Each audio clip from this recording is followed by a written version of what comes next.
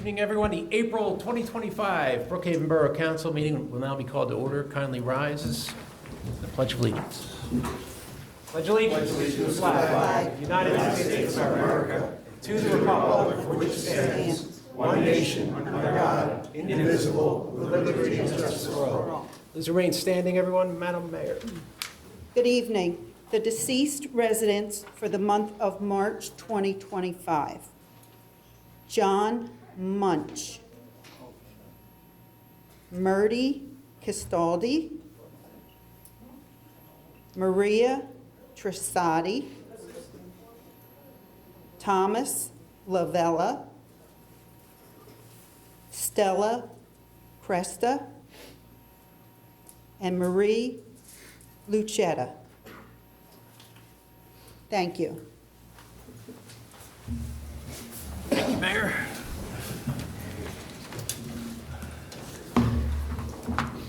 Mr. Willard, kindly deliver the roll call.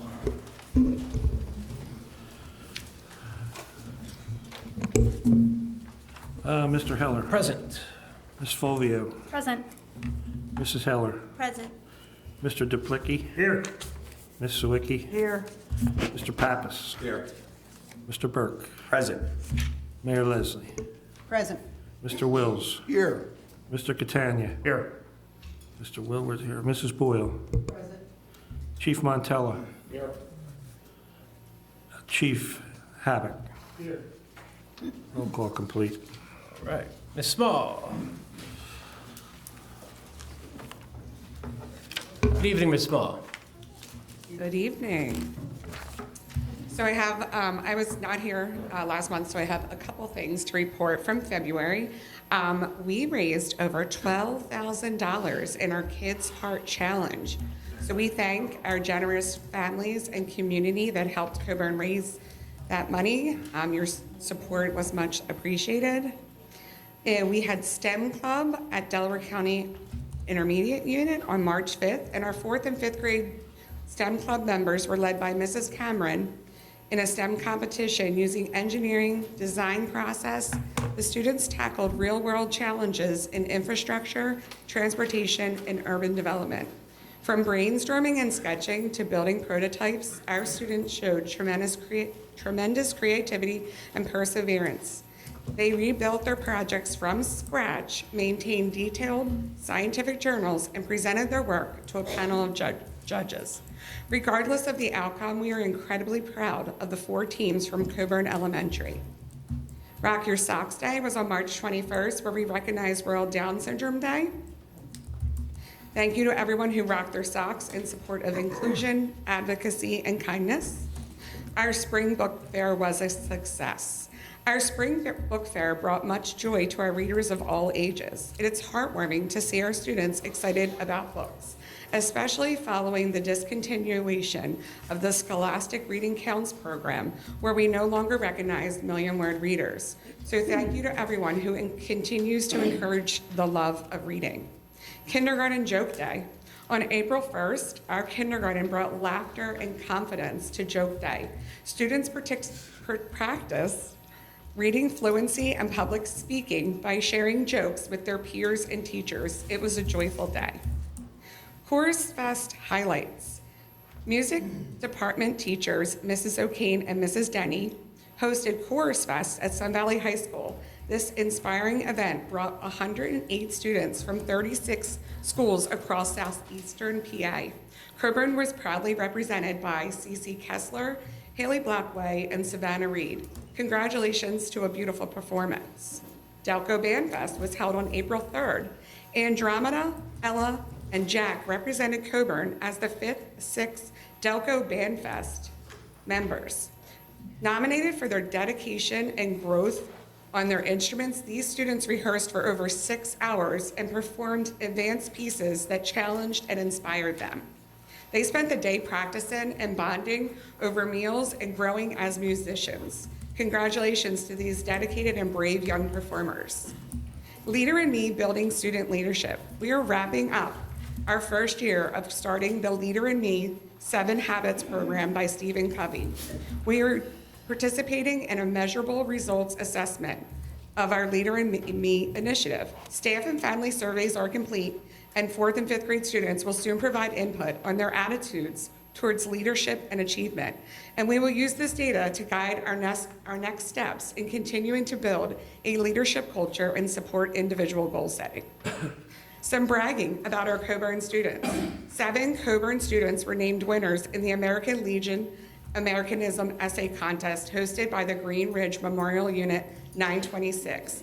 Winners were honored at a ceremony where they shared their essays and received awards. The winners were, in 3rd grade, Gracie Schul and Mary Spangler. In 4th grade, Kennedy Mengel. In 5th grade, Cece Kessler, Charlie Solis, Mason Burns, and Adia Patel. Cece Kessler's essay will be moving forward to the state level. This contest teaches the values of patriotism, civic duty, and respect for our country. We are proud of these thoughtful young writers. Delaware County Young Authors Contest. Coburn had 7 winners selected from over 600 entries in the Delaware County Young Authors Contest. These students will be honored in May at a Young Authors ceremony. Congratulations to Brianna Lightcap in her story, If I Were a Crayon, Abigail Lightcap in the story, I Believe, Frankie Ottavano in Gerald's Birthday Party, Matea Zapata, Coming from Columbia Part 2, Safe ID'd, The Aquarium, Charlotte Gallagher, Why a Sports Complex Would Be Good for Brookhaven, and Kennedy Mengel, The Big Game. Kindergarten registration is open. If you know a child that lives in our school district that is turning 5 on or before September 1st, 2025, it's time to register for kindergarten. Visit the PDSD website for details. Looking ahead, spring break begins this Friday, and our students are definitely ready. It runs through Tuesday, April 22nd, so we're wishing everyone rest, joy, and time with loved ones. PSSA testing will be taking place shortly after break on April 23rd to May 1st. May will be filled with lots of excitement, including Teacher Appreciation Week, PTL Family Bingo Night, Coburn Chorus and Art Festival, Spring Band Concert, grade level field trips, Field Day, Garden Fest, and last but not least, a special Philadelphia Union Assembly. So stay tuned for more celebrations of our students' achievement and community spirit. Coburn continues to grow and lead and shine. Thank you. Have a good night.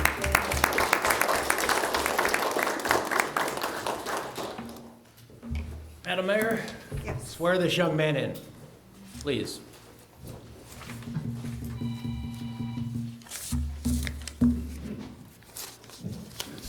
Did I miss you, Chief? No, I have just something I want to say. Oh, all right, about go ahead. Adam real quick. Just an introduction of him to the community.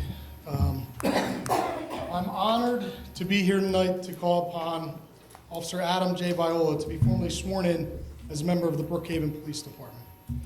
In a true small world of Delco situation, Officer Viola and I once worked together at Best Buy, long before we were working in law enforcement. Full circle here. Officer Viola was born and raised in Delaware County. He now resides in Brookhaven with his wife Danielle and their 2 children. Adam graduated from Upper Darby High School in June 2005. He then got an associate degree in criminal justice before attending and graduating from the Delaware County Community Police Academy in June, Delaware County Community College Police Academy in June 2009. Adam started his career in police work with the Delaware County Park Police and did a few years part-time in Millbourne Borough. Adam then was hired by the Philadelphia Police Department in 2012, where he had a successful and rewarding career before leaving last month to accept the position here with the Brookhaven Police Department. He brings vast experience and knowledge to the Brookhaven Police Department, and I know I speak for all the officers when I say we look forward to working with you, Adam. Welcome to the team. Madam Mayor?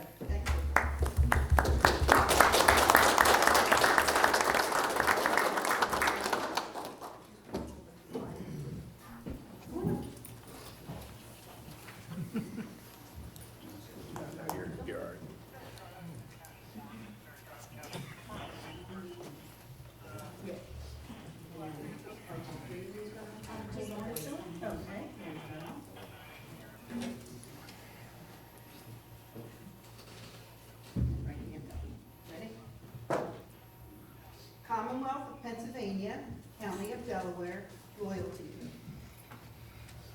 I, Adam J. Viola, I, Adam J. Viola, do solemnly swear do solemnly swear that I will support, that I will support, obey, and defend obey, and defend the Constitution of the United States, the Constitution of the United States, the Constitution of the Commonwealth, the Constitution of the Commonwealth, and the ordinances of the Brookhaven Borough, and the ordinances of the Brookhaven Borough, and that I will discharge my duties and I will discharge my duties as a full-time Brookhaven police officer as a full-time Brookhaven police officer with fidelity. with fidelity.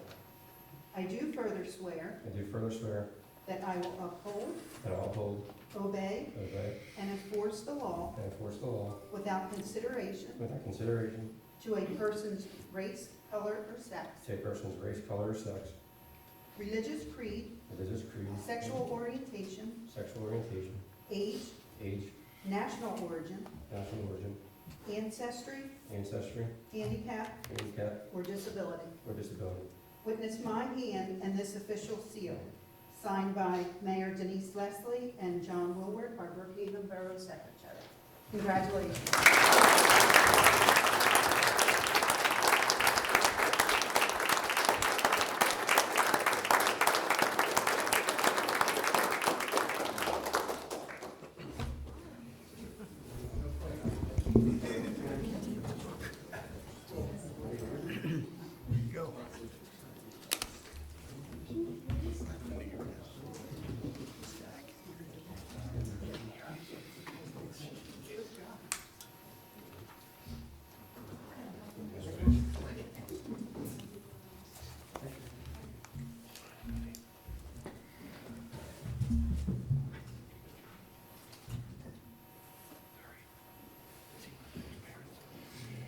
Adam, you want your family? And the rest of your family, they would like to come up for pictures?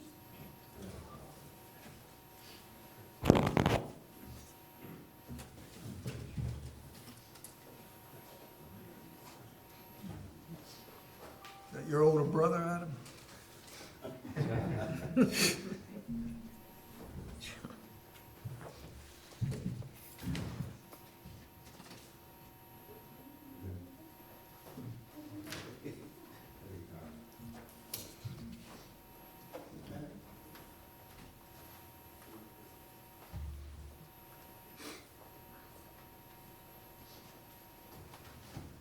Officers, come on up.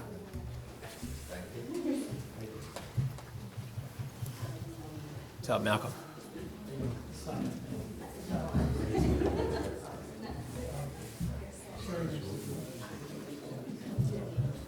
Brookhaven's finest right here. Smile, John.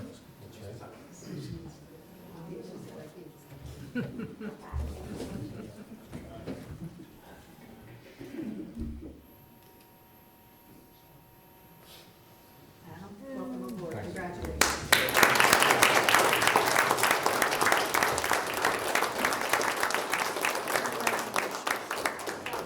Congratulations.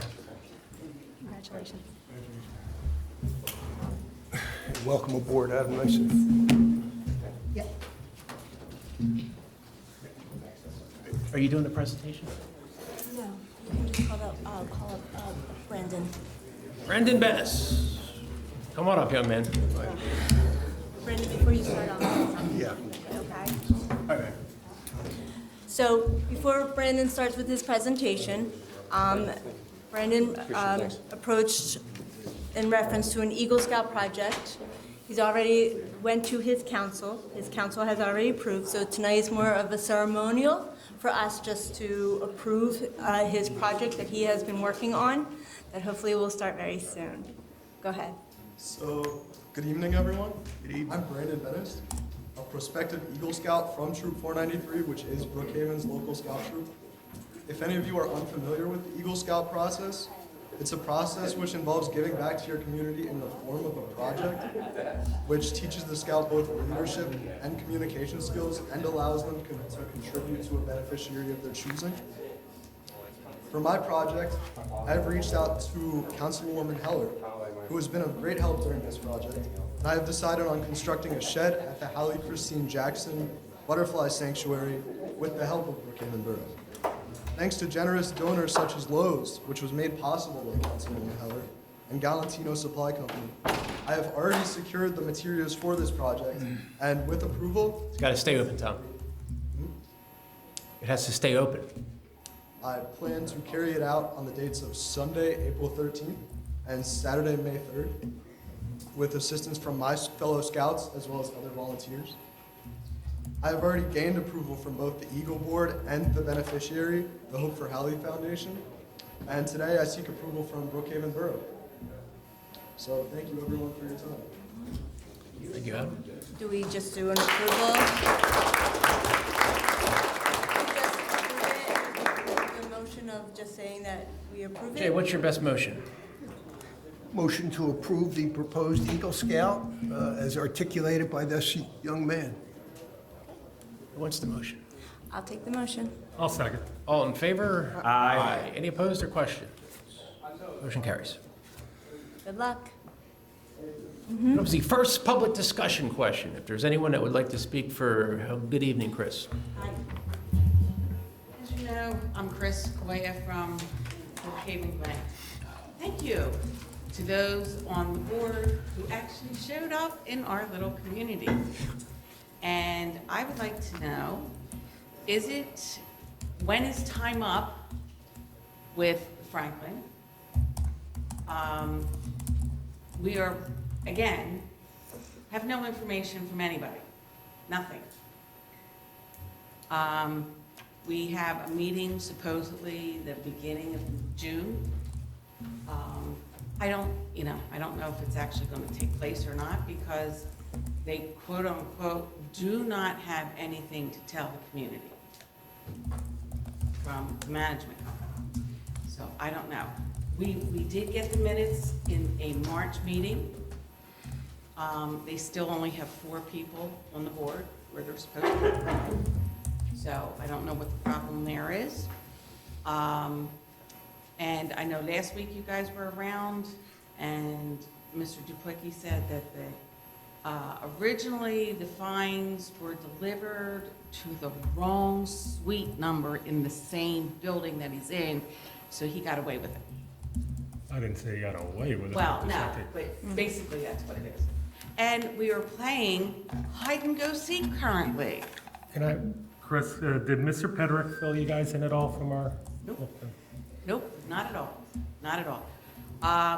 Although, the 2 people that work around our community that work for Franklin, they were playing hide and go seek. So the stuff that you guys found originally, they moved into different closets from where it was to where it could be now. It's still on the property, but it hasn't been disposed of or anything like that. It hasn't been cleared out. They now have certain closets locked and things of that nature. We now have the gate, unfortunately, I think it's the last week's storm that many of us probably got woken up by, was taken out. Which gate? The one that the fire department is supposed to go through when they come. From like The rising gate on the church side. Yes. the church side? Yes, it's gone. It's on the ground. The dumpster area in the back, the gates are broken now. They're no longer, they can't fix them, from what I understand. And landscapers won't be coming until about $20,000 of their bills are paid. And we still haven't gotten an answer to what $50,000 we owe from last year that they raised our HOAs with. We've gotten none of those answers. So when is time up? When is Franklin going to get his, I don't know. Mr. Duplicki, do you want to start or you Well, want to go right citations to? have been, worked on to get this rolling, to get Franklin to, act, that's putting the pressure on them Right. to start, more so on the issues that were noticed during the walkthrough and whatnot, not necessarily the finances side of things. I think what that's he tends to. that's why I think Pedrick really needs to. Oh, we don't hear from them. I mean, supposedly, we're supposed to get parking spots by the end of the month, but, you know, I won't hold my breath waiting. So, I don't know. That's as far as we are. Charles, punch list wise? Probably about 90% complete. We're getting two different stories here, however. Well, I was away for a good week, so I have no idea what went on in other buildings, but I know Oh, you okay. guys were there. Yeah, we were there twice, yeah. The second time you were there, I was in another country. Yeah, So- the second visit, we were generally pleased with some of the cleanup and some of the issues in the utility closets. I know that. Yeah. Mr. Catania was as well, but Okay. you still have remaining landscaping issues and the dumpster issue, and, well, now the new issue. We can't hammer them for Oh, no, King for the Hamlet. gate, that's a recent storm, but yeah, you Right. want it fixed. Right, but, oh, we also have a problem in our building where on the third floor across the hall from me to the second floor below across the hall, there was sewage leaking in this 90-year-old's unit. And when the plumbers came, I heard them in the hallway, didn't know what they were there for until I came back and found out that the pipes were incorrectly installed. They cracked in the walls and they leaked in the 200, or on the second floor of our building. What would that be, from shifting? They said that, the plumbers said that the pipes were not installed correctly. So hopefully, two people don't wind up with a bill, and hopefully HOA insurance will cover it, because it's well over $4,000 of damage right now. Don't know if it's completely fixed or not in the 700 building. So there's where it is tonight. Is anyone else from the, no, they're not. No, Mr. Pedrick isn't in the audience tonight. They're supposedly, everybody's away this week, I don't know why. I mean, because they were supposed to meet us in the courtyard or tomorrow to get assigned parking, and they went door to door over the weekend according to their list. Are you gonna meet tomorrow over this? You know? It's not They're going to not, happen they're not now? showing up, no. We were given notice today, that was canceled. So, again, they don't, I know I was told by the management company, the gate thing is $2,500. The president is telling people it's $5,000 to fix it. Why, I have no idea. So, Where'd the $2,500 number come from? management company, in an email. And yes, she agrees with you guys, it's a mess over there. Yes. So whatever you can do to keep the pressure on, please do it. And they're getting $1,000 a day? Citations are written by the code officer, and they're up to $1,000, up to $1,000 a day. That actual amount is determined by the court system. Okay, all right. Okay.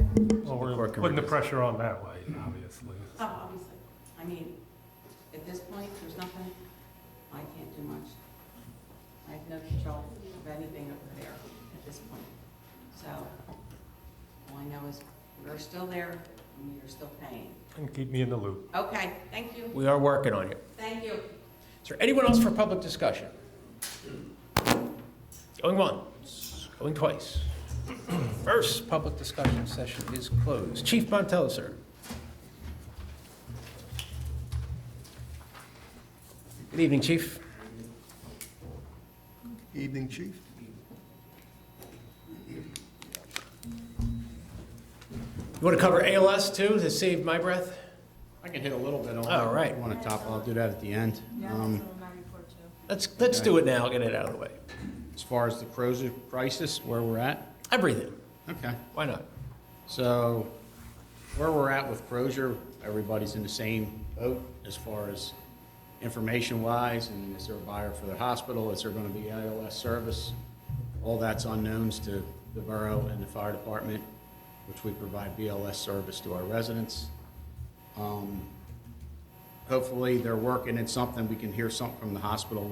I haven't personally heard anything. Tomorrow at 4:30. So the supposedly. president says tomorrow at 4:30, we There should will know be something about an the announcement hospital. that there's a rescue plan. There is some kind of rescue plan, I guess, in the works.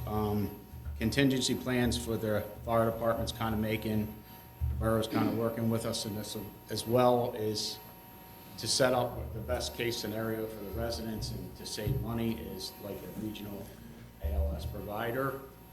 At this current time, we have only had Middletown Township want to partner with us, which is okay. They're a big township. We reached out to Aston. They're unsure to us where they're at. This is from the fire department-based side. The president may have some other insight on that. We are not sure if the hospital is going to still have EMS services, ALS or not. That's an unknown to us. I was provided information that maybe the hospital's trying to go with an LLC with their current EMS situation. But that's all unknowns. If the hospital went bankrupt, their trucks may not be available, they could be in the sale. We don't know if the new buyer's gonna have ALS service, so we're just trying to figure out what we can do to provide some kind of coverage the best we can to the residents and the quickest option, right? Because if there's no trucks available and something goes out of business, getting licensed by the state and all that's a huge process. So Middletown Township has a way, an old license that they may enact and bring back, which would allow us to get a chase car for us in Middletown. And then Aston Township, I don't know what they're doing as far as fire department wise. They kind of had a little different look on it than we were going. President may have some different insight as far as what the township or they want to do. But looking forward, regionalization with multiple towns involved is probably going to be the least amount of expense to a community. If we did that by ourselves, it would be $750,000 a year. a heck of a burden. That's just for a car, a paramedic that, goes to the calls with our ambulance. He's the guy that brings the life-saving drugs to it, and that type of thing, which you need on a serious call. But that price of that is astronomical, just to have somebody, a paramedic, not somebody, a very important person, on the scene who's going to assist our ambulance in saving lives. So that comes. It's 12% of our budget, which is staggering. I've reached out to Bill DeFeo with Aston, so they seem warm to regionalizing. You've been with Middletown, Upland. I'll try to reach out to Parkside, and you said Chester Township's also interested in regionalizing. It would greatly reduce the cost. Right. So, and to let the public know, we're operating as if we're going to lose it, because you can't have a gap. It doesn't mean that we're going to have to provide coverage, but we're operating as if we will have a gap. Correct, Chief? That's correct. You're great. All right. So our option that we were looking at, the quickest way to get something in service, should this system go down, would probably be the way that Middletown's doing it. And we have two guys actually helping us with this, old Crozier guys themselves that were chiefs down there, very experienced, very knowledgeable. The more communities get involved, you gotta remember that one car could probably service Middletown and Brookhaven.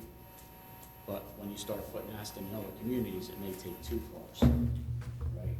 But the cheapest way to do that, regionalize, both of those cars, if they decided to get in, would be available to our town. Just like our ambulance, you guys know, we go everywhere. That car goes everywhere. So there's a chance people don't buy into this, and if towns don't pay for it, guess what? We're gonna foot the bill. That's the problem with it all. There's a large cost involved.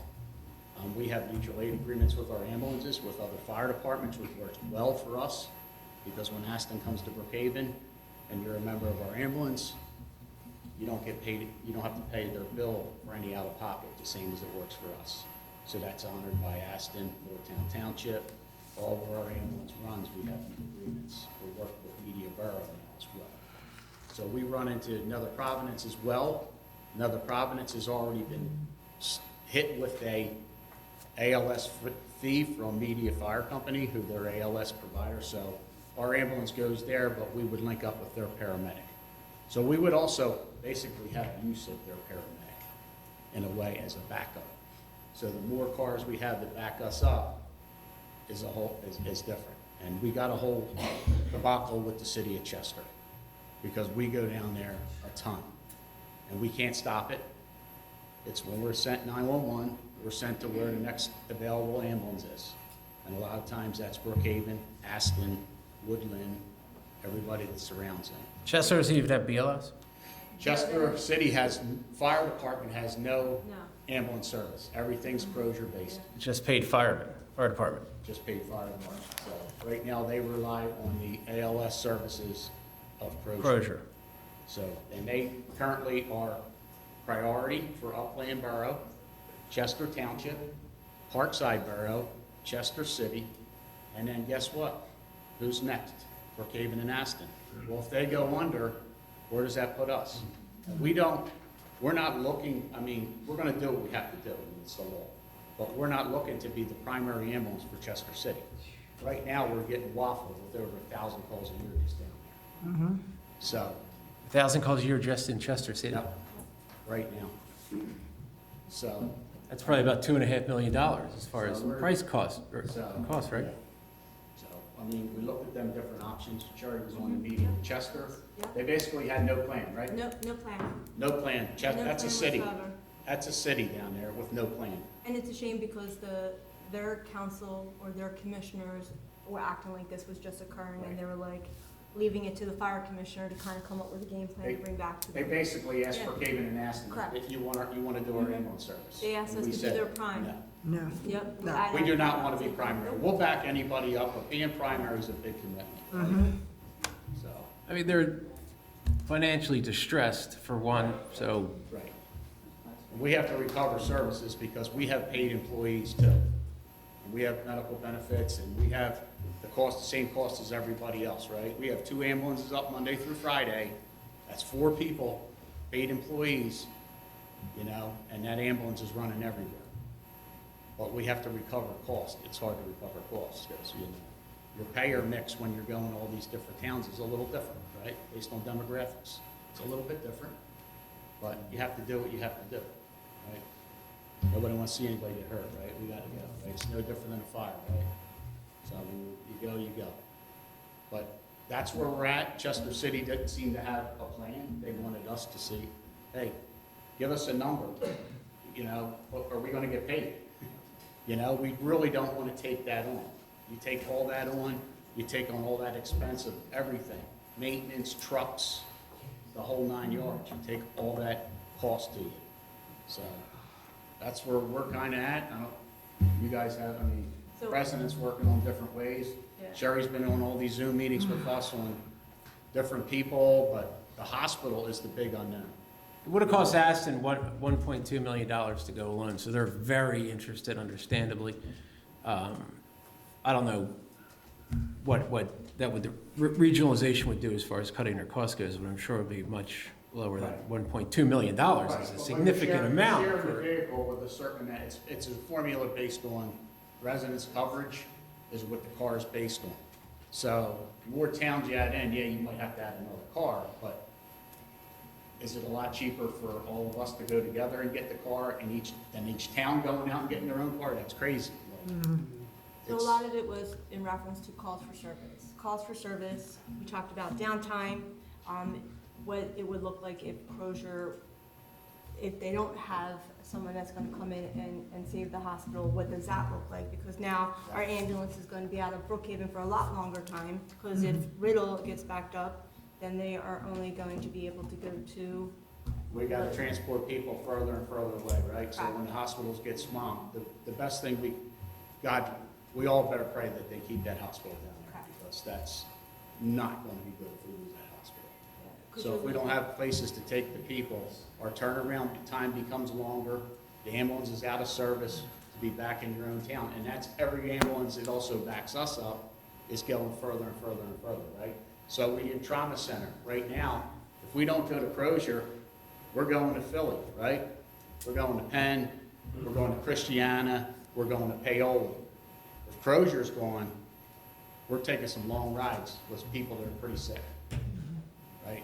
so So a lot of the things that are concerning is if the hospital does close, we're not only losing the hospital, we don't have a crisis center in Delaware County at all, and we're losing our burn center, which is critical. Brochure's Burn Center is probably one of the best in the country, so. And so some of the talks between being on these calls with the county council, unfortunately, because we are a commonwealth, the county is not going to go with a regional approach. So their best, I guess, recommendation was to go out and make friends with your neighbors and come up with this regional tier approach. I don't think it's the best. I don't think it's conducive. I feel like, you know, this was thrown onto us. So they were talking about just taxing our residents. The $52 per adult Correct. per household Per person. tax, and that would be the minimum. And so they also That's, talked. Aston's already declared a state of emergency to do so in the event that we do lose ALS. It doesn't mean they're gonna have to do that. They're preparing, like us, for the worst. So they talked about a few grants that would be available. However, those grants wouldn't even be able to be open until September, which we wouldn't even be available until September of 2026. You can forget about grants. Which again. You can't wait on grants when you're talking about something. You're being competitive with 45 other counties out there that are, or municipalities, I should say, that are going for those same grants, is what they talked about. So not only about the hospital closing, but if the hospital does stay open, they talked about keeping the BLS, which is just Keystone Transporting, but you're still losing the ALS service, which is the critical aspect. I was told that we may have ALS until 1/1/26. Right. And But I don't have haven't any confirmed information that. on that. And, you know, the other thing that I talked about first thing was Brochure's paramedics right now, we're talking about trying to, if the hospital doesn't they don't have paramedic service, they were trying to create their own LLC and still operate. But what's that fee gonna be for them as well? There's too many unknowns on that right now. That's why we have to proceed forward. Like, we don't know what's gonna happen and how can we get a truck up the fastest option. So it's unknowns. We know just as much as you guys reading the paper, and every day it's different, right? They got a buyer, they don't have a buyer. They got money, they don't have money. It's like, you know. I was told Penn Jefferson and some others, so. Okay. I don't think it's gonna be a Penn system. Penn system would be an absolute big, Yeah, that would be a huge win for us. Huge win for But I us. don't think it's gonna, But we definitely need that hospital. If we don't have that hospital, this time tomorrow night, I think will be confirmed, I hope. well, that's good news. I hope, we all better hope and pray that we get that hospital still here. So, Never thought you'd see something like this in a county the size of Delaware County, our Providence, but. so like, the city of Delaware, the state of Delaware does it different. Their paramedic coverage is county-based, which is probably the way to do it, but we're a commonwealth. It works wonderfully. It works wonderful, and then everybody pays basically the same amount of money. It uses the whole system, and it's basically a regional thing. They put the cars out, or the paramedic trucks out, and they're strategically covered their area. So, but Commonwealth, they throw right back on you. It's local government's problem, right? Really? Like they have no option to do that? That's what happens. So, So they would have to change it to state level? Police don't work. Oh, okay. it dumps on the town. None of us wanted to be in this, believe me. But thank God we got an ambulance, a BLS ambulance, because there's going to be people that really don't have any coverage right now, not even an ambulance. So I don't know what they're going to do. So they're just going to call. They'll set their cards up just to call whoever's available, whether it's Brookhaven, Aston, whoever. But that's where we're at. That's as much information as I can give you guys. We've been to a lot of Zoom meetings and a lot of information, a lot of stuff passed back and forth, the same thing, and not moving out. What did the county gave us that formula or something? That packet, Yeah. which it's a packet. It's just, It's a bunch of jargon that helps you out at real nothing. So, Pretty much make friends with your neighbors. yeah. So that's where we're at with that. That's as much as I can give you guys, trying to keep us ahead of the curve here, because once something happens, we gotta start making some big decisions, so, It's one of the biggest crises we've faced, yeah. when you're talking about lives. So it's our number one priority. So that's where we're at with that. As much information as I have, these guys have information. Terry's been getting some information. Tomorrow night, It's helpful. 5 o'clock, we should know, or so. So let's hope we keep the hospital. All right, so I'll give you my report, being that Thank you. great to digest right off the bat. Our report for the month of April 2025, we had 4 fire incidents in the borough, 22 non-fire, 31 mutual aids, 5 training sessions, 62 calls for the month, 174 fire calls for the year. No loss on contents in the borough structure, $450,000 of property endangered. No firefighter injuries. No firefighter injuries for the year. Manpower, 62 calls, 10 firefighters per call. 444 hours in service for the month. 1,268 hours for the year. 5 training sessions, average of 20 firefighters per training session. 310 hours of training allowed. 857 hours of training this year. Brookhaven Borough, we responded to the following incidents in the borough. Building fire at 4947 Madison Drive. We had 4 inside gas leaks in the borough, one at the Save-A-Lot Market, one at 101 Trimble Boulevard, and 7012 Hilltop Drive, and 4927 Grant Drive. We had 3 accidents with injuries, 5075 Edgemont Avenue, 352 in Dutton Mill Road, 3515 Edgemont Avenue, and 1 pedestrian struck by a vehicle at 4930 Edgemont Avenue. We assisted Middletown Fire Company on a building fire at 275 Glenville Road. Assisted Chester City Fire Department on second alarm building fire at 1217 West 10th Street, 430 East 10th Street, and 1428 West Congress Street. Assisted Rocky Run Fire Company on a building fire at 138 Barron Road at the Pencrest High School.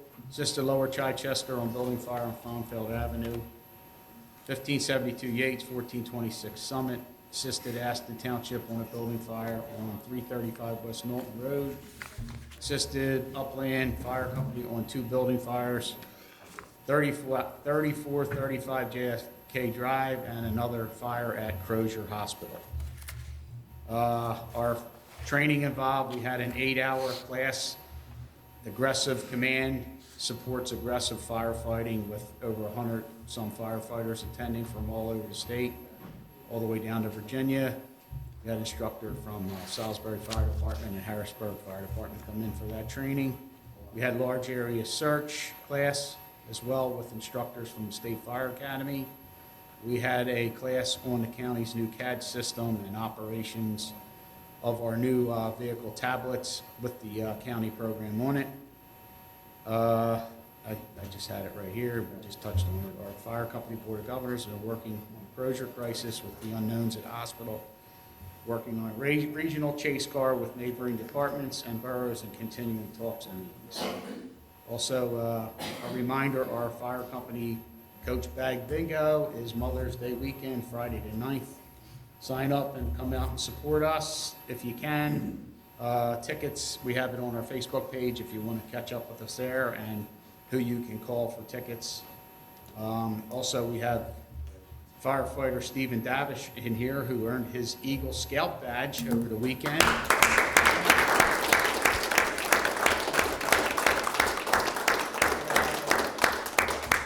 We had a real nice Eagle Scout honor ceremony.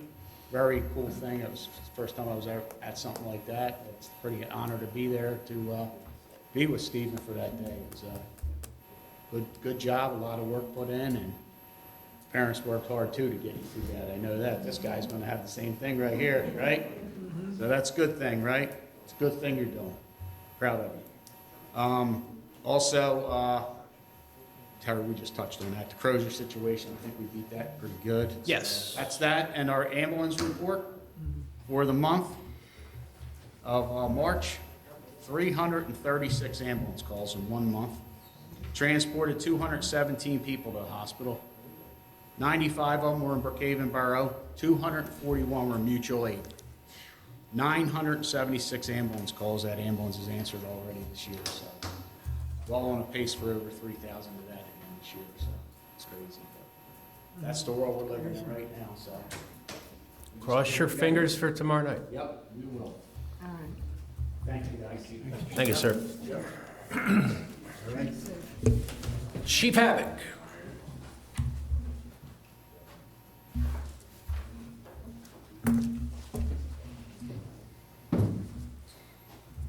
Good evening, everyone.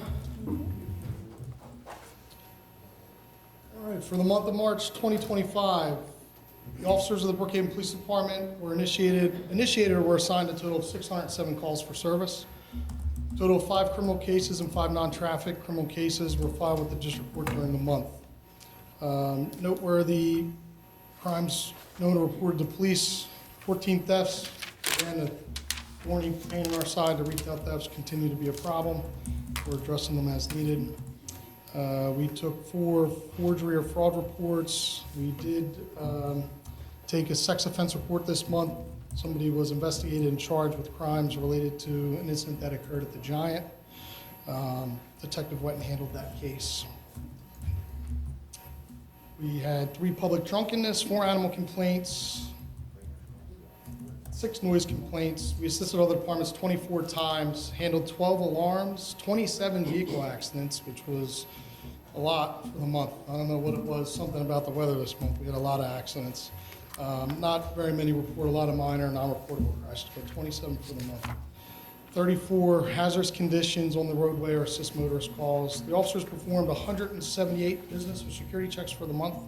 There were 14 arrests, 43 citations issued, 32 traffic warnings issued, 18 parking tickets issued by the police department.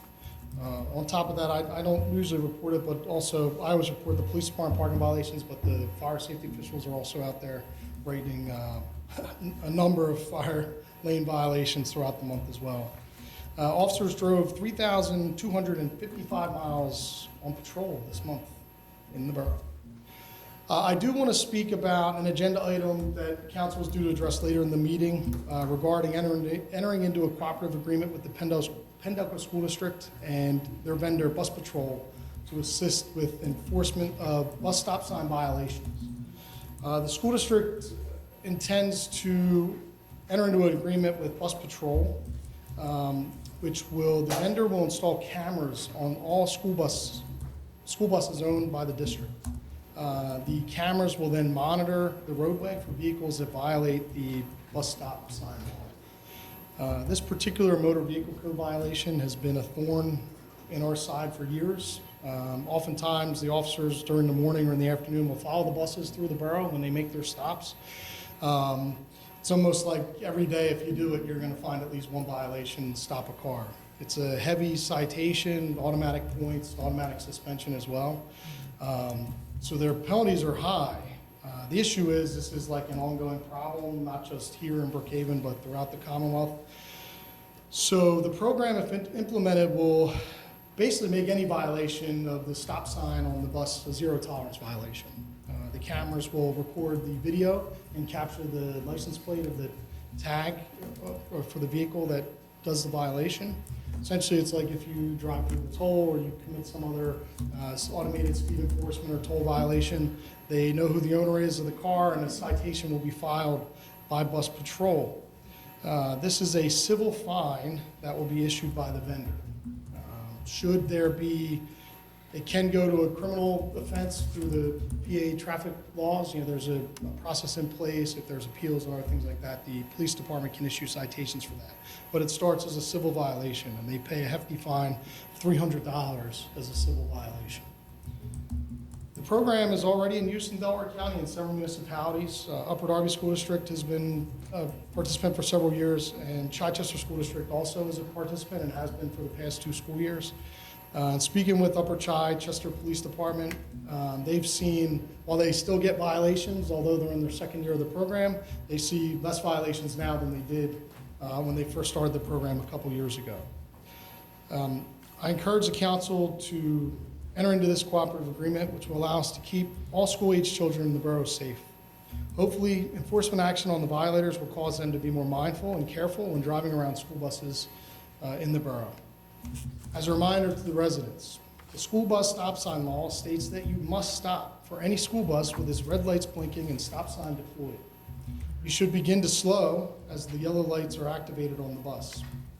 This goes for all traffic on multiple lane roadways. So for example, on 352, which is 2 lanes in each direction, a center turn lane, if the bus, there are no stops in Brookhaven on 352, but Rose Tree Media School District uses this as well, and if they get you on 352, because they're stopped on one side of 352, and you're 3 lanes over going the other way, and you don't stop, you're gonna get a $300 fine. And even at a cross intersection, so if the bus is stopped at the intersection, you're crossing in front of the bus, like in a T intersection, you have to stop there as well. That could be a violation, and you could get fined for that as well. So unless there's a physical divider in the roadway, so if the road is physically divided by a grass median, concrete barrier, or other physical divider, you must stop for that. So giving you all the warning here, because I don't want to see any sad faces in a month or two if somebody in this room gets a citation. When in doubt, wait it out. That's what I say. You know, it can't hurt for the sake of everybody, the bus drivers, the kids and all. Just, you can stop and wait until they load up. It doesn't take all that long. On an unrelated note, I have Delco Hero Bowl tickets available for a donation, a recommended donation of $10. The tickets are for the Delaware County Hero Bowl, which takes place on May 29, 2025 at Cardinal O'Hara High School. Kickoff is at 6:30. All proceeds of the annual Hero Bowl benefit the Delaware County's Hero Scholarship Fund, which is a fund that was set up for children of first responders that were lost in the line of duty, and this fund benefits these children and hopefully offset costs for college and further education for them. So we have tickets that are available not only at Brookhaven Police, but every police department in the county has some tickets available. So if you're interested, feel free to stop by. We have them available. Suggested donation of $10. The department received 2 donations this month. One was from the Spedden family, which was allocated toward the ballistic vest purchase and replacement fund. We also received a donation from the Brookhaven seniors, which was also allocated to the ballistic vest fund. I think I spoke on this before, but currently to purchase a new vest for an officer, it costs about $1,200. We participate in the Bulletproof Vest Fund that the federal government sets up, which helps us offset some of the costs, but we're still bearing at least 50% of the cost of every vest, and that's assuming we get full reimbursement for the vests when we buy them. And vests are manufacturers recommended for replacement every 5 years. So it's an ongoing cost. You know, in a 25-year career for an officer, they're going to need 5 vests, you know, in order to do their job. We have been great here in Brookhaven during my tenure here of replacing vests immediately when they're needed and supplying brand new vests for officers when they're hired. We're very lucky we have the financial ability to do that, but not every department has that. There are some agencies where the guys will wear a vest for 8, 9, 10 years, which is just pretty sad when you think about it. So. And we assisted the Brookhaven Babe Ruth baseball and Brookhaven softball with their opening day parade this past Saturday. Despite the dreary weather and a little rain during the parade and during the opening ceremony up at the baseball field, everyone seemed to have a great time. Of course, the rain stopped immediately when we were done the opening ceremony as well, which was typical, so worked out good. So the police department wants to wish all the players and coaches a successful season for both baseball and softball. And finally, the following training activities occurred during the month. Detective Wetton attended his monthly SWAT trainings. Officer Viola began the field training program. Officer Barth, Martin, and myself completed range qualifications during the month under the direction of Detective Wetton. Officers Martin and Barth received in-service refresher training in the use of the expandable baton. I attended an internal affairs training hosted by our accreditation consultant firm.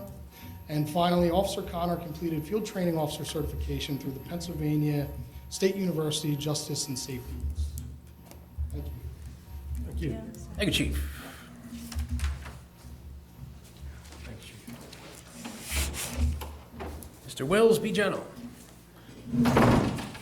Yes, thank you, Mr. President, and good evening, ladies and gentlemen. Copy of the April 7th Solicitor's Report is on file with the Borough Secretary's office. In the event any members of the public would care to peruse it, I do have a few salient points I would like to bring up to both council and the public's attention. Number 1 concerns the Our Lady of Charity school property.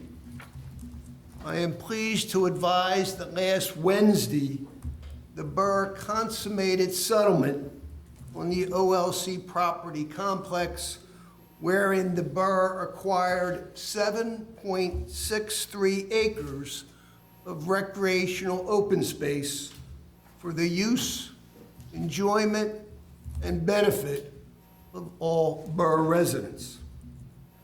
This acquisition comes on the heels of the borough acquiring 7.5 acres of additional open space located adjacent to the Cambridge Estates housing development last November.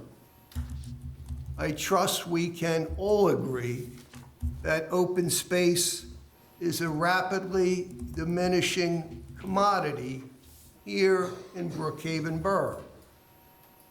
And yet collectively, over the past few months, the borough has successfully negotiated, acquired, and forever preserved more than 15 acres of recreational open space. Let me say that again. Over the past few months, the borough has successfully negotiated, acquired, and forever preserved more than 15 acres of recreational open space. In a municipality of our size, that is not an insignificant accomplishment, but has been achieved through the collective efforts of Borough Council and many other dedicated public officials. 2, 2024 delinquent sewer and trash fee accounts. Back in January, I had forwarded 81 delinquent legal notices to various property owners throughout the borough, advising of the delinquencies and their financial obligations to the borough. As a result of those legal notices, the borough has collected the sum of $8,115 in delinquent sewer fee accounts and the sum of $3,876 in delinquent trash fee accounts, for a total collected of $11,991. Now, for those particular borough residents and property owners that did not abide by those legal notices, I have drafted and filed the requisite municipal liens. Again, 22 trash fee liens and 36 municipal sewer fee liens have been filed in the Delaware County Court of Common Pleas.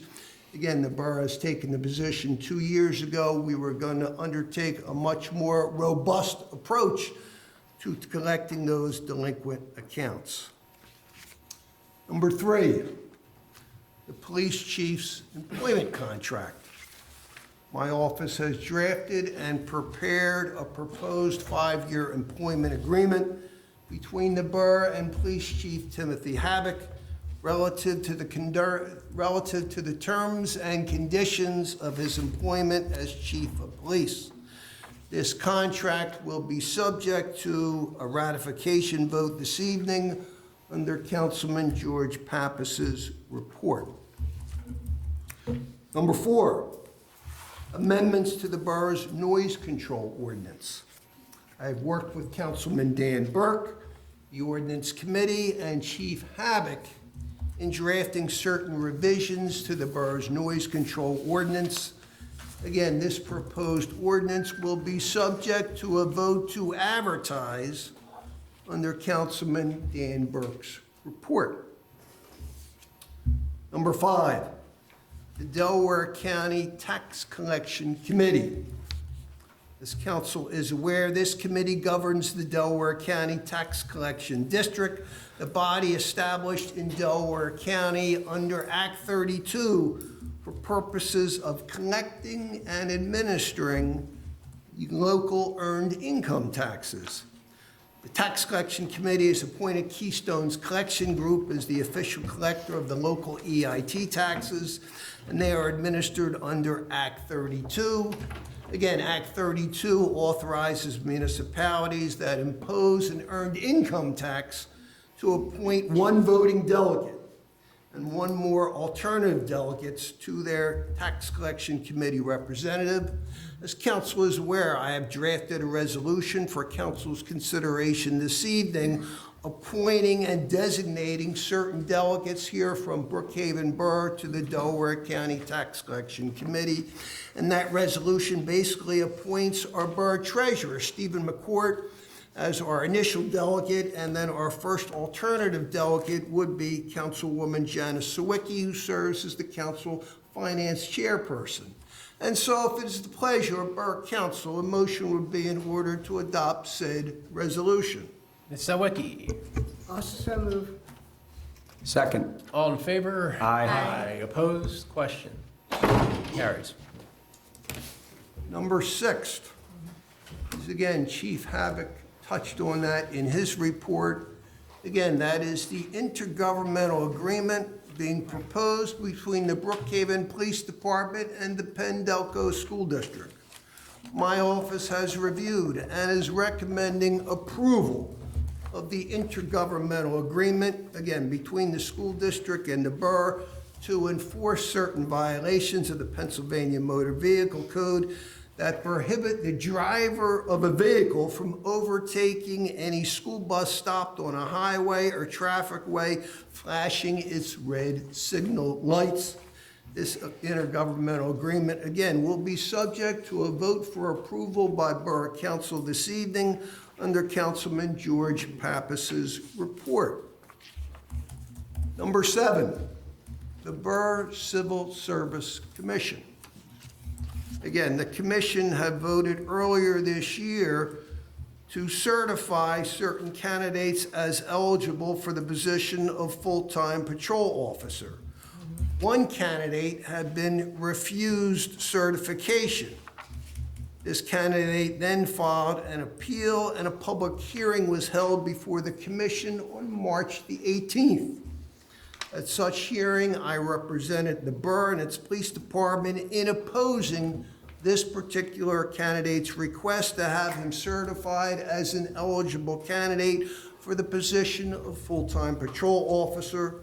The Civil Service Commission recently voted unanimously to reject the candidate's appeal and affirm its original decision to disqualify the candidate as an eligible candidate, again, based on prior misconduct in office. Number 8, Pennsylvania State Ethics Commission. Again, I remind all members of Borough Council, the mayor, all publicly appointed officials, including members of the Zoning Hearing Board, and the Civil Service Commission, that they are required to file a statement of financial interest with the Borough Secretary's office on or before May the 1st of 2025. That date is quickly approaching. Number 9, the Brookhaven Recreation Department. Last month, Councilwoman Heller and myself, along with more than 75 of our closest friends, including Judge Georgia Stone and tax collector Laura Reed, participated in the borough's most recent murder mystery dinner theater production, sponsored by the borough's rec department. The theater presentation had a distinctive Irish theme in keeping with the spirit of St. Patrick's Day. The evening was punctuated with a rich sense of camaraderie, constant comedic laughter, cast of characters where no one was safe from suspicion, and of course, an abundance of good food. More importantly, the event served as a valuable fundraising tool to help support the great programs sponsored by our rec department. Finally, last Monday, I had the opportunity to bear witness to the formal swearing-in ceremony of our new chief of police. At that time, I was fairly well-versed in Chief Habbock's law enforcement professional qualifications that make him well-suited and eminently qualified to serve as our new chief of police. What I did not know until last week was how deeply invested he is in the fabric of our community and the multiple leadership roles he has undertaken among our local organizations. Whether it be the Boy Scouts, the Brookhaven Baseball League, the Brookhaven Swim Club, and other community organizations, Chief Habbock is indeed a man for all seasons. It was quite impressive to sit back and listen to others extol his record of accomplishments within our community. And I am generally not one easily impressed. Yeah, we know. It cannot be understated that Chief Habbock is a long-time resident of the borough who has chosen to raise his family here in Brookhaven and have his 3 children educated in the Pendelco schools. Far from being an outsider, the chief represents everything that is good and decent about Brookhaven. He is, in every conceivable way, one of us, and I look forward to working with him as he formally takes over the role and the reins of our police department. Chief Habbock, I say congratulations, good luck, may God bless you and all the members of the Brookhaven Police Department. And with that, Mr. President, I can report General.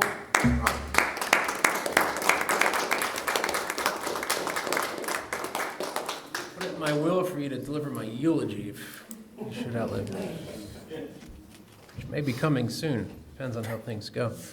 I only have a few things. The first would be a motion to approve the March.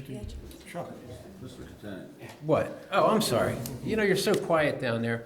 Mr. Catania. Thank you, Mr. Sorry, sir.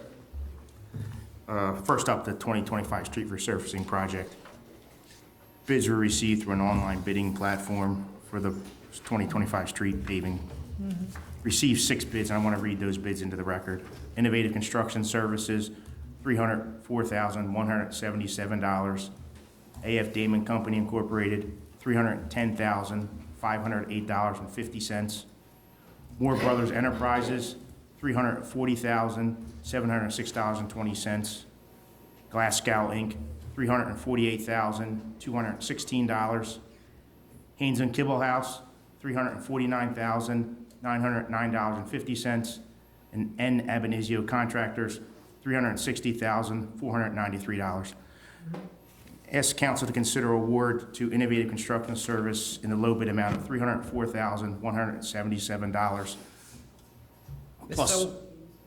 Plus, we need to consider whether, we had one alternate bid for paving Susan Lane. We just, in case the bids came in favorably.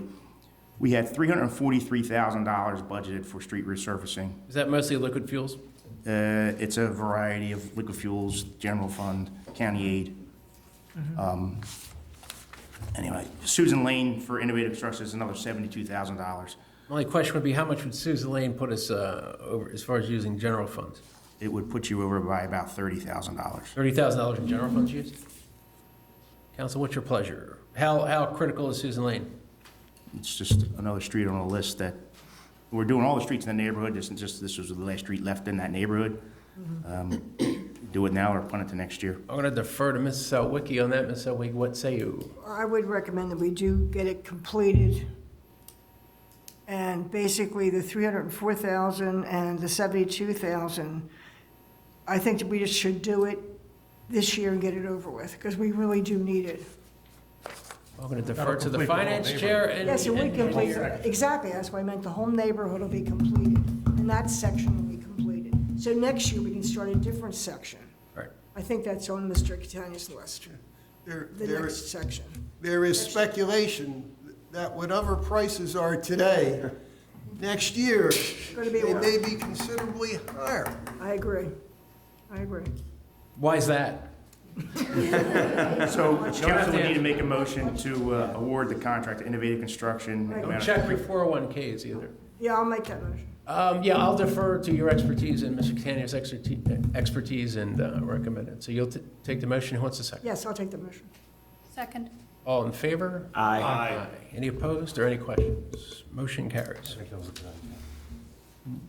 Next up is there's a DCED, Department of Community Economic Development grant application. This is the PA Small Water and Sewer Grant. Yep. Need a resolution to authorize submission of an application for the Charles Avenue Phase 2 in the amount of $425,000. So I'll make that motion.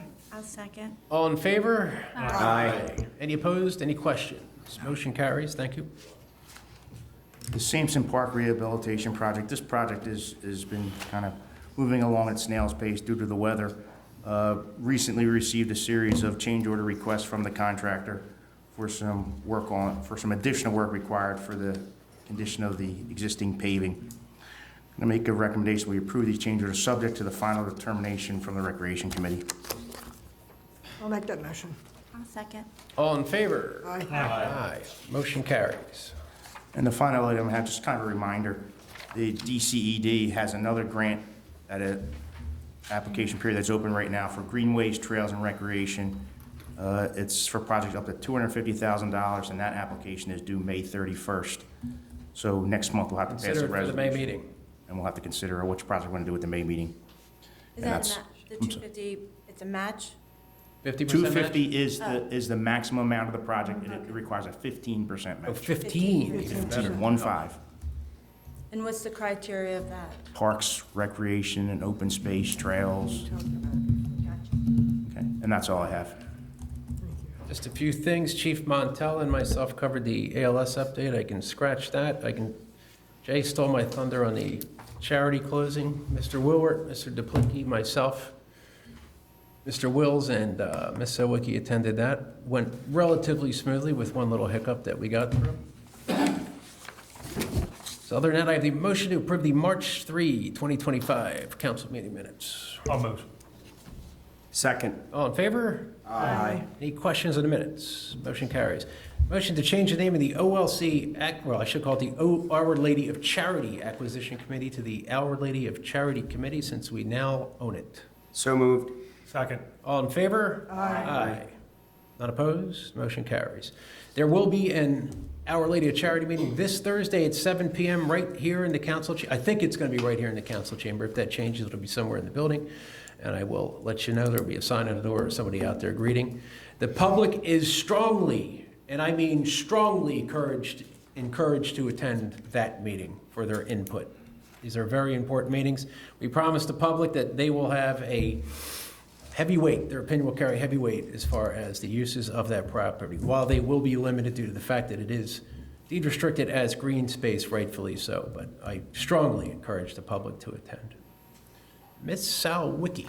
Thank you. Executive sessions? Oh, we do have an executive session immediately following tonight's meeting. And the Main one, topic is OLC matters. and the 26th, we had an executive session, March 26th. We did. Yes, we did. Do you remember it, Dan? Yes. Okay, March 26th, we met in executive session. I had a little bit of an Alzheimer's moment. Thank you for that. You and John keep me straight. Prevagen. I don't know what that means. Ms. Sawicki. Thank you. We do have bills for the month of April. Oh, Prevagen. And I know, we always have to pay them. General fund, $287,086.21. Sewer fund, $71,137.36. Road fund, $1,489.25. Trash fund, $19.92 for a total of $359,000. $732.74. So I'm making a motion so we can get those bills paid this month. Thank Who you. would like the second? Second. All in favor?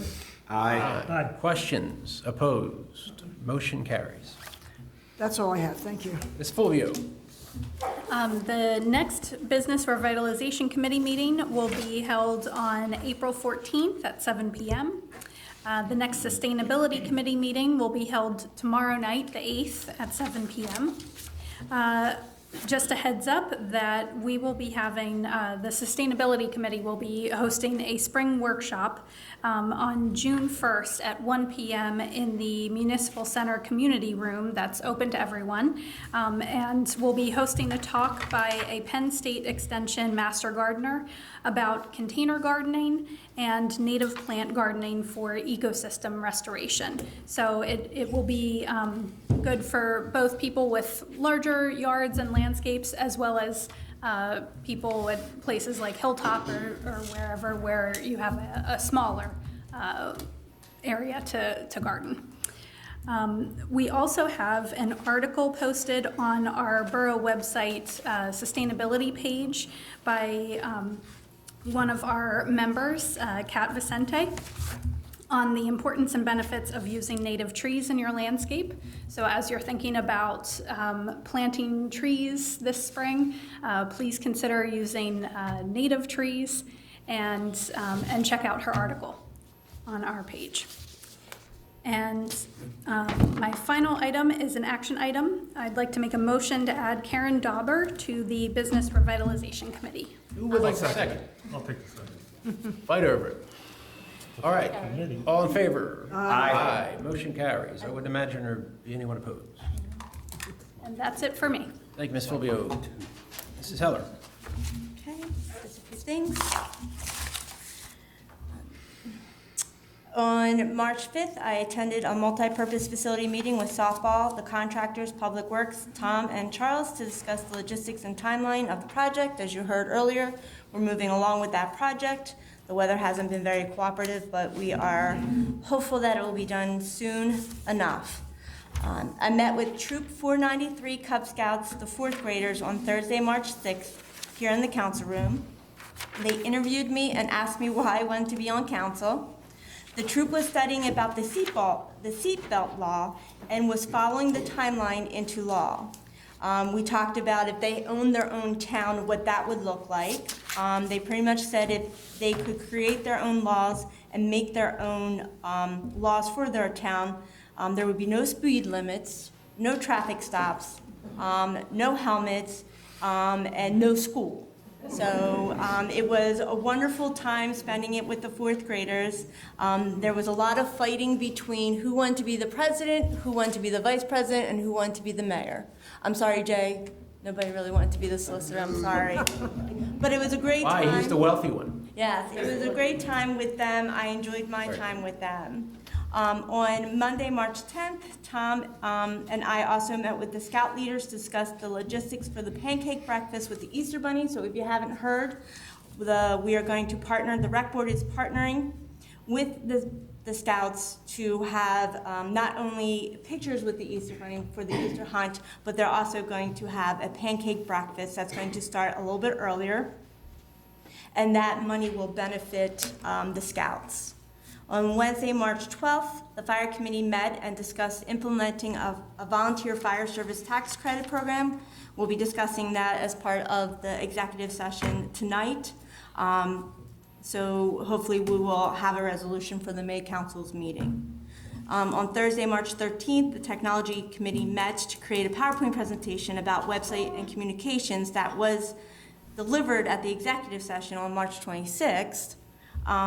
For Yes. council and borough employees. So I want to thank Mimi and Tom for all the hard work that they did with that presentation. On Monday the 17th, you heard that the Chief Montella, myself, and the fire board members met on a Zoom call with the folks from the Chester Fire Department. I won't rehash that. I also attended with Mayor Leslie and Chief Habig the informal swearing in of Officer Adam Viola on the 19th. The 19th was when we also met with the EMS municipal leaders that we were talking about, that regional tier model. The rec board met, or I should say, Tom, myself, Public Works, Charles, Mr. Woolward, we all met, and President Holler met on the 20th to review all the rec board parks and fields projects, since we have so many of them, and a lot of them overlap with some of the grants that we have. So we held a very productive meeting that day. I attended the Town Watch meeting on Thursday, March 20th. We reviewed potential sensory designs for Garcia Park for one of the donors that is providing a $15,000 donation. Town Watch provided a donation to a member of our community that suffered a spinal stroke. They also donated to the Boy Scout fundraiser, the Girl Scouts, and Sun Valley Senior Awards. So I want to thank Town Watch for everything that they do for our community. It's greatly appreciated. Jay already talked about our wonderful murder mystery that the rec board put on the 21st. I think the one in November that we're going to be holding is going to be moved to the gym because we've, I think, outgrown that community room. On Sunday, the 23rd of March, we met, the Hallie Christine Jackson Sanctuary Committee met and discussed the upcoming projects, the maintenance and the planning schedule. We also talked about the shed that's going to be built from Brandon starting on April 13th. The tech meeting met again on the 25th to finalize the newsletter, which anyone that's not getting the newsletter can get it by going on our website and hitting the QR code to actually be able to get on and register for the newsletter. Family Day had our first meeting. I know Tom's going to be addressing some of this stuff, so I'm only going over it briefly. But Family Day, we had our first meeting on the 27th. All contracts have been signed, and letters are being prepared to be sent out to the sponsors and the businesses. Anyone that wants to join in, our next meeting is scheduled for Thursday, the 24th of April at 6 p.m. The rec board met on the 27th. We talked about the Easter egg hunt, which again, Tom will be talking more about. And we are going to be stuffing about 8,000 eggs tomorrow night at 6 p.m. in the community room if anybody would like to come and volunteer and help stuff them. Artful Aging met on the 30th of March. The ladies made a wonderful little plant table. We had about 30-some folks that came and participated in it. Again, I want to echo what Jay has stated about attending Chief Havoc's swearing in, well-deserved, and it was a great festive time. I want to thank Harry and Tom for all they did for actually helping with putting together that swearing in ceremony, as well as John, because John did a great job as well. On Friday, April 4th, we celebrated the 80th anniversary of Brookhaven. So we held a little open house here at the Borough from 5 p.m. to 8 p.m. I want to thank the Historical Committee for doing such an amazing job on collecting a lot of the history of Brookhaven, and especially John Coleman, who put together the slideshow, as well as Mimi, as well as Tom, as well as John, and as well as Sean Guthrie for really making a really great presentation on how to celebrate 80 years of the Borough. It's only one session that we were having, so we'll be having a host of things throughout the course of the year. I'm not going to cover the shred event. I want to echo on what, well, not necessarily echo, but baseball and softball did have their opening day. It was a great day, other than the rain a little bit, so I want to wish them a great season. I was also honored to attend Stephen Davich's Eagle Scout ceremony. It was my first Eagle Scout ceremony too, and it was quite an honor, and I appreciate the offer of attending. I know that your dad, Steve, and your mom, Kim, worked very hard to get you there these last few years, and I just wanted to echo what I think it was the Marine Corps gentleman stated, that don't stop because you are done out of Scouts.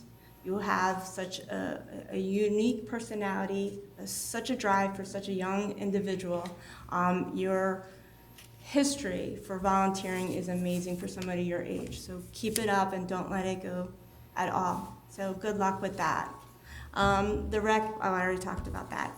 There will be no parade committee this month. Technology committee will be meeting on the 10th and on the 29th of April. Rec board is going to be meeting on the 24th of April. The spring fling dance for the 4th and 5th and 6th graders are going to be held on Friday, April 25th from 7 p.m. to 9 p.m. I want to just remind everyone that April is volunteer month as well as Earth Day.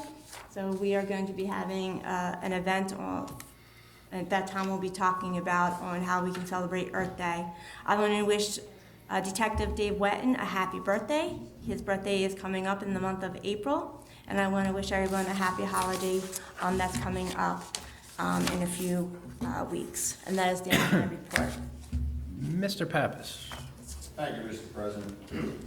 I have three motions here. The first motion will be to increase the rate of pay for officers Connor and Paisley as per the police contract to the rate of 100%. What's the second? I'll second. All in favor? Aye. Any opposed? Any questions? Motion carries. The second motion is what Chief Havich was speaking about the automated cameras on the school buses. So the motion is to approve the use of automated school bus traffic enforcement system by the Brookhaven Police Department. The school district will install cameras on all their school buses, which will capture motorists who violate the red lights and stop signs on the school buses at the school bus stops. Second. Second. All in favor? Aye. Motion carries. And the third motion is to approve the 5-year employment contract with Police Chief Tim Havich. Who wants the second? I'll second. All in favor? Aye. Any opposed? No. That concludes my report. Did she say no? No, was that a no or a? Oh, roll call.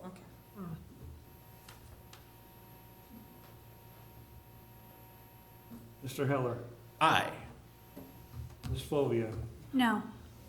Mrs. Heller, Aye. Mr. Duplicki, Aye. Ms. Sawicki, Yes. Mr. Pappas, Yes. Mr. Burke, Aye. The ayes have it, 6-1. Motion carries.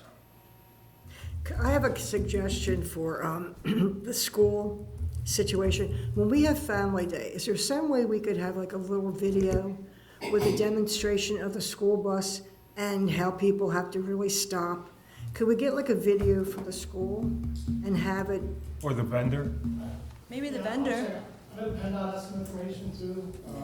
But it might be nice if we could have a corner of the Family Day, have a table, and people can go by, because this is really important. We don't want the residents to be getting tickets because they didn't realize or didn't know how it really was working. So maybe it would be nice if the chief could do that and have that for Family Day. I believe there's like a short period where they issue warnings. I forget, I'll double check. I think it's 30 or 60 days where they issue warnings to people that violate it, and then after that, they start dropping the hammer. But since this is new, it might be great if you could get like a little video. We could just look, have people watch it for like 5 minutes, during Family Day, just to get them acquainted. Some stuff on the website, the video of how it works and shows all this stuff. It's Like training or something. Yeah, I don't want them getting tickets because they didn't know. How is it, I'm sorry, how is it to be communicated, and who's doing the communication? Is that something through the school district, or is that something through the vendor? Is the school district sending out like a mass notification? When our kids were in middle school and in grade school, we used to get mass notifications about all kinds of up and coming things. So is the school district planning on doing something to that degree? Yeah, I believe it's their intent to use their existing communications, which they're still making. Okay, yes. 3 different schools. Yes. Every week. Yes. So I believe it's their indication, and obviously that's fine for the parents who are on their own with this, but. But seniors don't have access to that. So, I mean, obviously, once we know it's up and coming, we can push information out through our social media channels, the borough's page and all this stuff. And the alert. Just do the PR aspect of it. And then there is some information, PennDOT has some guides and things, That would be good. We've handed out in the past when people have had issues about That'd be nice. legality of different ways they pass the school bus. Is Aston and Parkside doing this as well, since they are also part of the Penn-Delco School District? Correct. Okay. All right. Good for Jens. Mr. Burke. Thank you, Mr. President. Before I get into my report, I want to take a moment to explain my position regarding the appointment of Tim Havoc as Chief of Police. I initially voted against the appointment, not because of any doubts about Chief Havoc's qualifications, but because I believe that the process had lacked the transparency and structure I believe our residents expect and deserve. The position was not publicly posted, nor was a contract negotiated prior to the time of the vote. As elected officials, we have a duty to ensure open, fair, and accountable processes. While I still have some concerns about certain provisions of the contract, I obviously voted in favor of it. Our police department has been through a great deal of transition in recent years, and I believe it's time to move forward with stability, unity, and clear leadership. Let me be clear, my concerns were never about Chief Havoc personally. He has served this community well as a police officer and has earned a great deal of respect. I believe he is capable of leading the department with integrity and professionalism, and I have confidence that he will serve the residents of Brookhaven well. As a member of council, I remain committed to good governance, principles like transparency, fairness, and thoughtful decision-making process that serves all of our residents. Chief Havoc, as you formally take on this role, I'd like to ask for your public commitment on a few key matters that are important to me and I believe to the community. Chief, will you commit to leading the department with fairness, integrity, and transparency, and to always serve in the best interest of the residents of Brookhaven above any political interests or pressures? I always have and I always will. Thank you.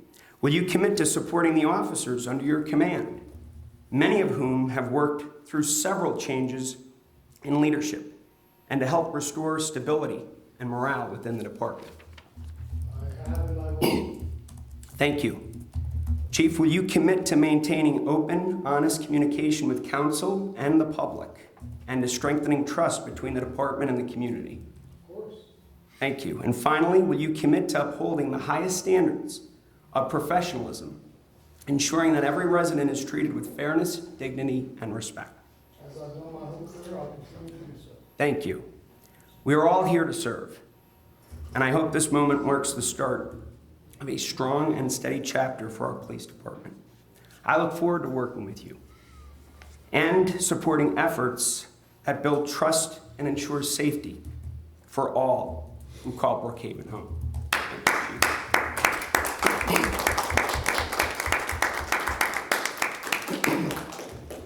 The Ordinance Committee met on Thursday, March 20th, and at that time, members reviewed and discussed an update to the borough's noise control ordinance that the solicitor had already referenced.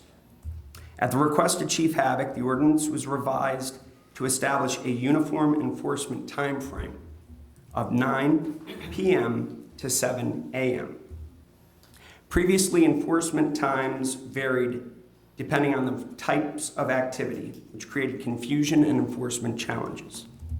The change simplifies the ordinance and supports more consistent enforcement by the police department.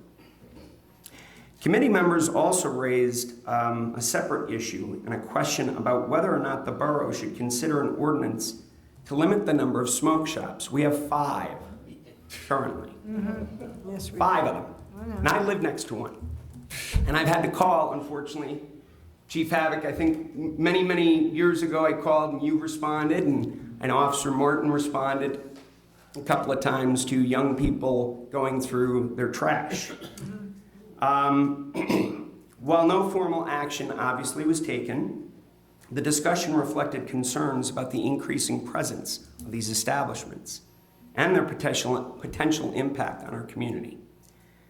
This may be a topic for further consideration, and the committee would welcome input from residents, business owners, as well as legal counsel, of course. Our next meeting is Thursday, April the 17th at 6:30 p.m. right here. Any resident wishing to join or come along is more than welcome. One last thing, I know I was trying to introduce the idea of an ordinance of the month, and I kind of got away from doing that. But with grass cutting season upon us, I just want to remind everybody that there is a grass cutting ordinance. And the ordinance states that your grass can't be any higher than 6 inches. So please be mindful of that as we go into grass cutting season. The last thing that I have is one action item. I would like to make a motion to advertise the amended noise control ordinance. Who wants the second? Seconded. All in favor? Aye. Any opposed? Questions? Motion carries. That's the end of my report. Thank Thank you. you, Mr. Burke. Mr. Duplicki. Good evening. I'll start my report with trash and recycling. This past Saturday, April 5th, we once again held our electric recycle and paper shredding event at Coburn parking lot.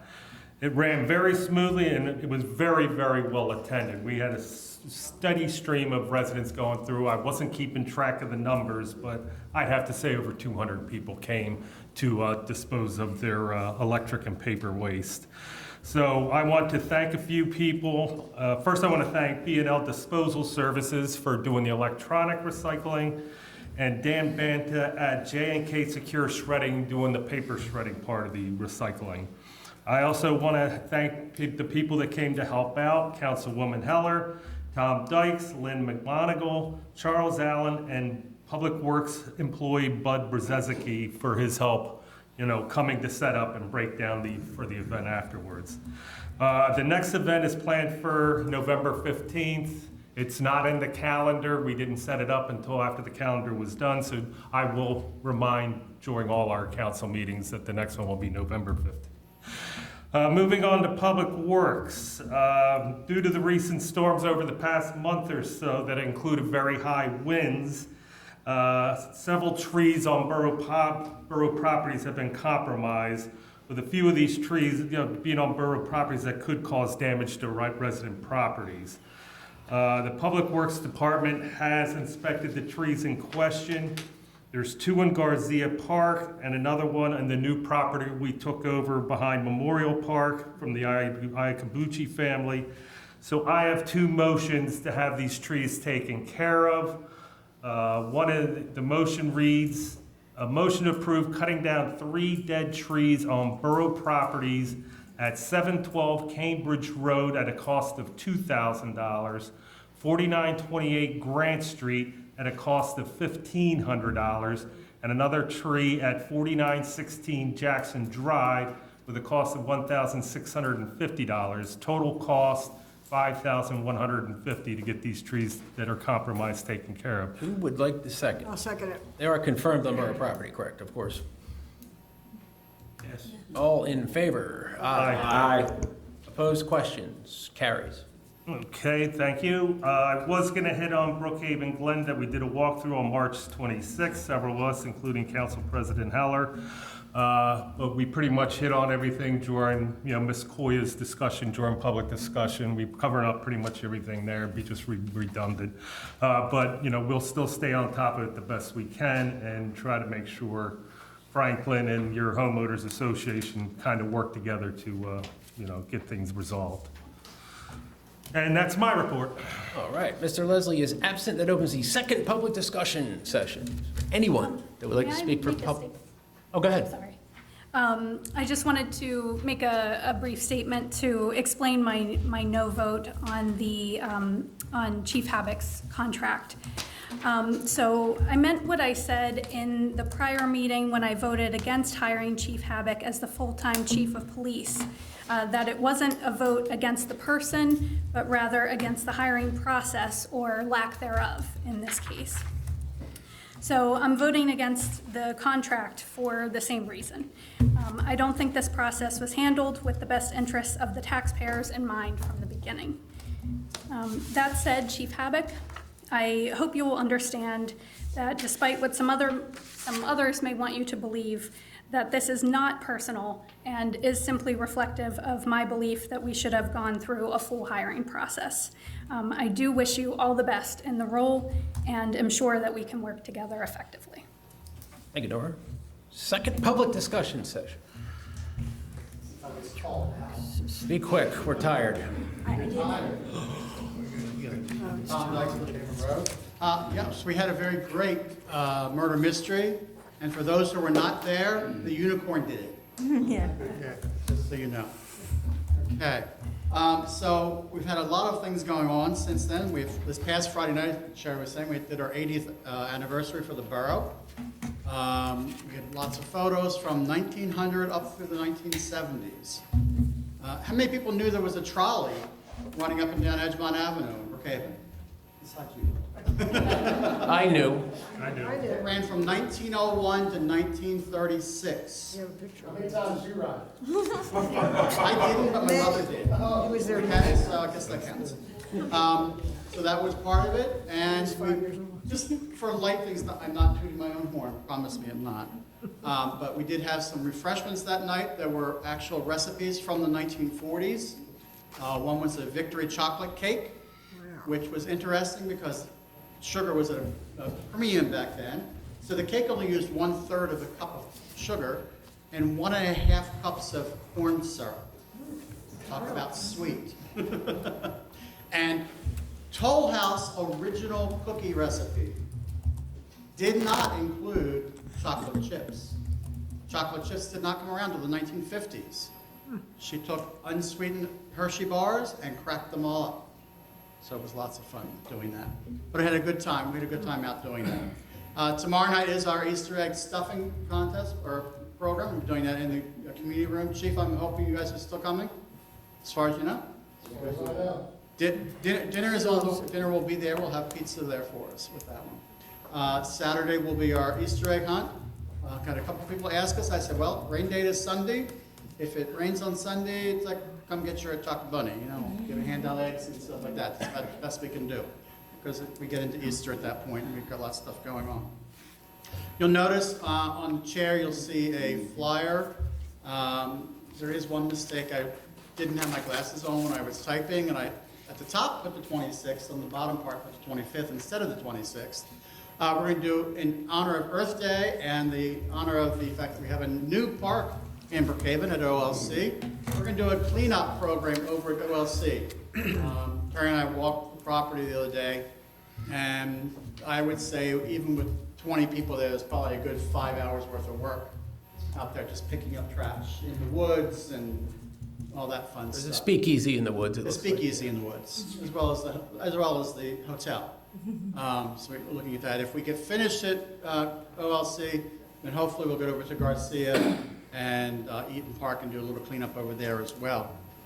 As I said, Family Day meeting will be on the 24th of this month, and the Family Rec Board meeting at 7 o'clock, and it's going to be lots of fun with that. So if anybody is interested in helping out with Family Day, please come out. Meetings are the last Thursday of the month at 6 o'clock, and Rec Board is the last Thursday at 7 o'clock. That's, No, I was telling Stephen I got that. that should be all I have. Is that fast enough for you? Yes. Anyone else for public discussion? Going once, going twice. Good night, everyone. Oh, wait, motion to adjourn, sorry. Second. Sorry, we have an exec, and I'm not too excited about it. All in favor? Aye. Good night, everyone.